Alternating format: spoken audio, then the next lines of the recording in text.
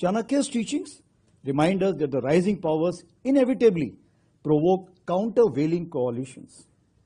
National security involves preparing for strategic balancing, deterrence, and resilience against these counter-reactions. Herein, our opportunities are immense. The demographic dividend of the world's youngest population, transforming technologies, and a strategic geography. Yet so are the challenges.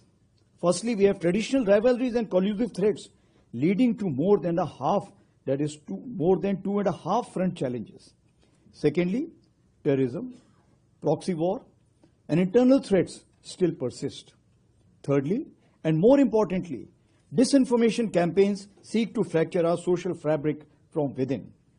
Therefore, warfare is becoming increasingly non-kinetic and non-contact. It flows through fiber cables, flickers on screens, circulates in wallets, and ripples across our classrooms. Obviously, the response demands just not arm strength, but intellectual, technological, and moral preparedness. In this era of multi-domain challenges, national security and nation building are inseparable, requiring a whole-of-nation approach, harnessing the combined resolve of governance, industry, academia, and civil society.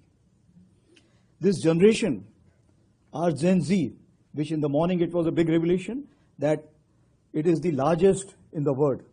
And though Indian Army is second largest, so Generation Z has beaten the Indian Army also. It stands at the center of this new battle space. Digitally fluent, socially aware, and globally connected, they are India's greatest strength if guided by discipline and direction. That is the melange of passion with purpose. It's this very understanding of security as a collective enterprise that the Indian Army has embarked on a decade of transformation focused on jointness with everybody, including the youth present today or connected to us. Restructuring and modernizing old structures while constantly evolving our human resources. The troika of industry, academia, and the armed forces forms the backbone of this transformation.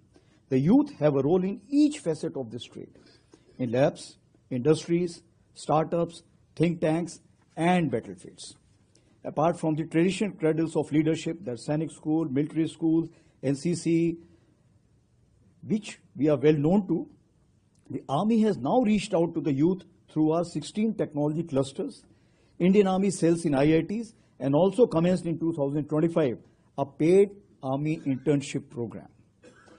This is because we realize that the comprehensive national power is not only built on the security circles, but also in the classrooms, communities, and consciences. We, the men and women in uniform, rely on you in all fields, including the field of technology. So today, I would like to give a call to action to our youth.